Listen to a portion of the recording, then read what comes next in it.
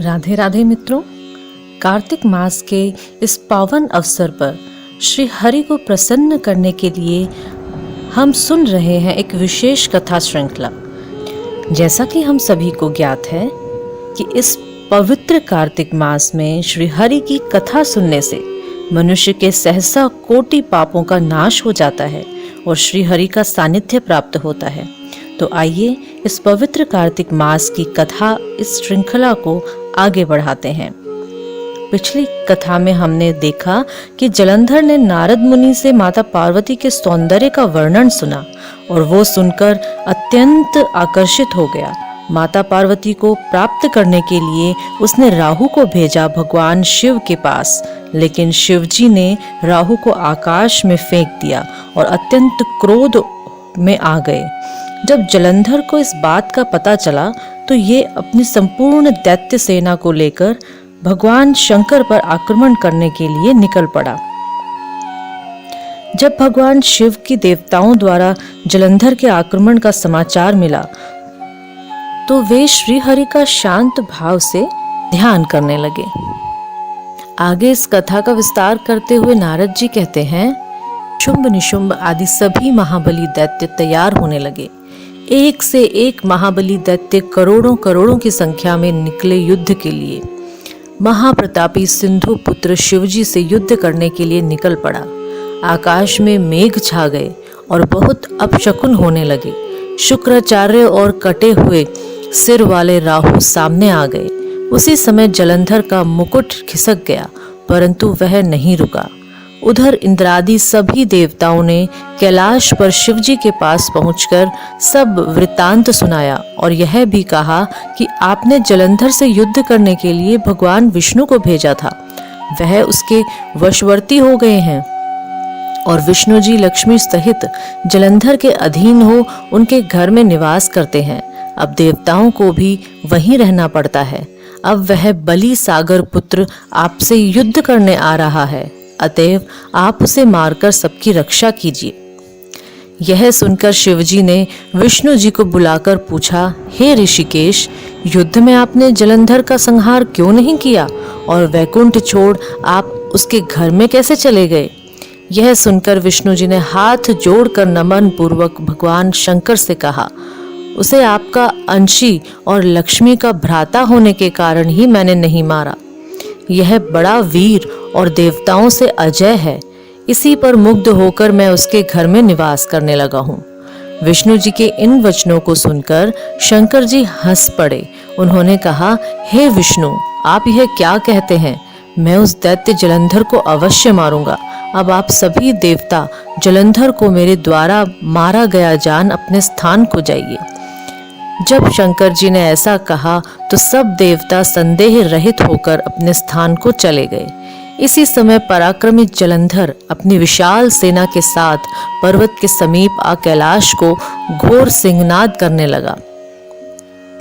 दैत्यों के नाद और कोलाहल को सुनकर शिवजी ने नंदी आदि गणों को उससे युद्ध करने की आज्ञा प्रदान की। कैलाश के समीप भीषण युद्ध होने लगा। दैत्य अनेक प्रकार के अस्त्र शस्त्र बरसाने लगे। भेरी, मृदंग, शंख और वीरों तथा हाथी, घोड़ों और रथों के शब्दों से शब्दित हो पृथ्वी कांपने लगी। युद्ध में कटकर मरे हुए हाथी, घोड़े और पैदलों का पहाड़ लग गया। रक्त मांस का कीचड़ उत्पन्न हो गया। दैत्यों के आचार्य शुक्र जी अपनी मृत संजीवनी विद्या से सब दैत्यों को जिलाने लगे। यह देखकर शिवजी के गण व्याकुल हो गए और उनके पास सारा वृत्तांत सुनाया। उसे सुनकर भगवान रुद्र को क्रोध की सीमा न रही। फिर तो उस समय उनके मुख से एक बड़ी भयंकर कृत्या उत्पन्न हुई, जिसकी दोनों जंघाएं ताल वृक्ष के समान थी। वह युद्ध भूमि में जा सब असुरों का च्वरण करने लगी और फिर वह शुक्राचार्य के समीप पहुंची और शीघ्र ही अपनी योनि में गुप्त कर लिया। फिर स्वयं भी अंतर्ध्यान हो गई। शुक्राचार्य के गुप्त हो जाने से दैत्यों का मुख मलिन पड़ गया और वे युद्ध भूमि को छोड़ भागे। इस पर शुंभ निशुंभ और काल नेमी आदि सेनापतियों ने अपने भागते हुए वीरों को रोका। शिवजी के नंदी आदि गणों ने भी, जिनमें गणेश और स्वामी कार्तिकेय भी थे, दैत्यों से भीषण युद्ध करना आरंभ कर दिया। इसी के साथ ही 15वां अध्याय संपन्न। आगे की कथा हम अगले अंक में सुनेंगे। हरे कृष्ण। तुलसी की प्रदक्षिणा करते समय हमें इस मंत्र का उच्चारण करना चाहिए। यानि कानि च पापानि ब्रह्महत्यादिकानि च तानि तानि प्रणश्यन्ति प्रदक्षिणा पदे पदे। आइए अब इसके भाव को समझते हैं। जो भी व्यक्ति तुलसी महारानी की प्रदक्षिणा करता है, वो उस प्रदक्षिणा के दौरान पद पद पर उसके समस्त ब्रह्म हत्या जैसे बड़े बड़े पापों का भी नाश हो जाता है। तो इस प्रकार कार्तिक मास में आप तुलसी पूजन और प्रदक्षिणा कर सकते हैं। आइए अब तुलसी महारानी जी की आरती करते हैं। तुलसी महारानी नमो नमो, हरि की पटरानी नमो नमो, धन तुलसी पूर्ण तप कीनो, शालिग्राम बनी पटरानी नमो नमो। जाके पत्र मंजरी कोमल, श्रीपति कमल चरण लपटानी नमो नमो। तुलसी महारानी नमो नमो, हरि की पटरानी नमो नमो।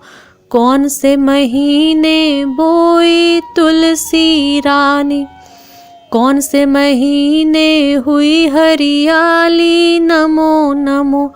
कौन से महीने हुई तेरी पूजा, कौन से महीने हुई पटरानी नमो नमो। आषाढ़ मास बोई रानी तुलसा, सावन मास हुई हरियाली नमो नमो। कार्तिक मास में हुई तेरी पूजा, मंगसिर मास हुई पटरानी नमो नमो। धूप दीप नैवेद्य आरती, पुष्पन की वर्षा बरसानी नमो नमो।